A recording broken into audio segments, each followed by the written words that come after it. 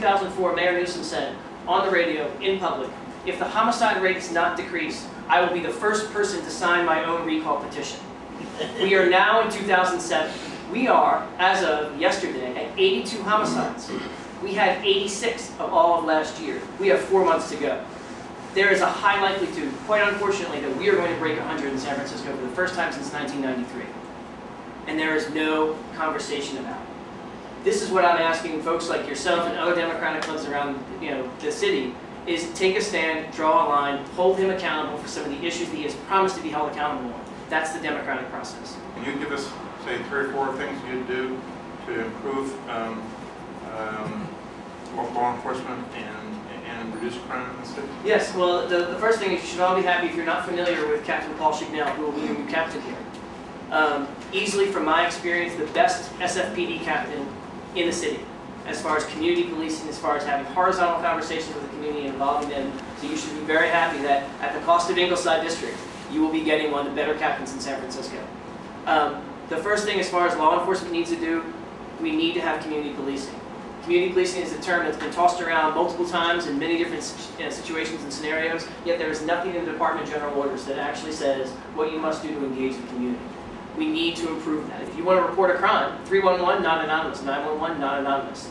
Part of that is very simple, low-hanging fruit to improve law enforcement's relationship. The reason why a majority of the cases affecting the African American population, especially around public housing, don't get solved is because they do not trust the police department. There is no reason for them to come forward. We need to improve that relationship. Community policing is one avenue of doing it. We've talked about it for 3 years now, and we have yet to have anything come out of the police department.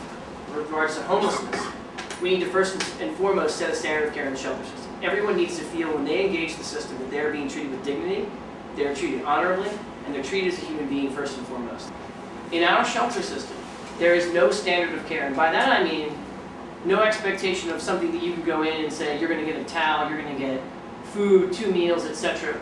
To give you a sense of what I mean when I say standard of care, prisons have a standard of care. Dorm rooms have a standard of care. Hospitals have a standard of care. We have 1,000+ people in San Francisco who live in a shelter system that have no standard of care. And there's no leadership from City Hall, no leadership from Gavin Newsom about, let's have a conversation talking about the fact that these are human beings living in deplorable conditions. And yet as the inequity grows in San Francisco, we continually do not have that conversation. That's not a San Francisco I want to live in.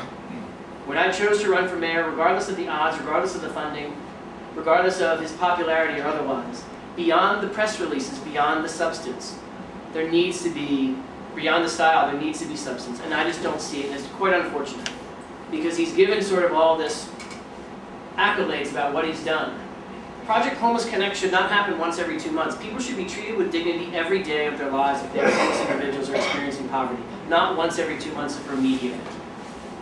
That's the vision for San Francisco I can get behind. That's a vision for San Francisco I can sort of tap into as a Democrat, as someone who believes in equity, who believes in opportunity, who believes in treating the lowest part, those most vulnerable in our society as best as humanly possible. Project Homeless Connect is great as a civic engagement tool. For many of you who, we all had 8 years of Billy Brown who pretended the homeless situation didn't exist. Publicly came out and said, actually, I can't do anything about it. Not mine, wiped his hands clean of it, and just sort of walked away. Right? That was their response. I give credit to Mayor Newsom for at least engaging the populace around the idea that you can participate in the system. Having said that, we need to move a little bit further past care not cash, which essentially is welfare reform. It affects 10% of the homeless population. It's not a homeless policy.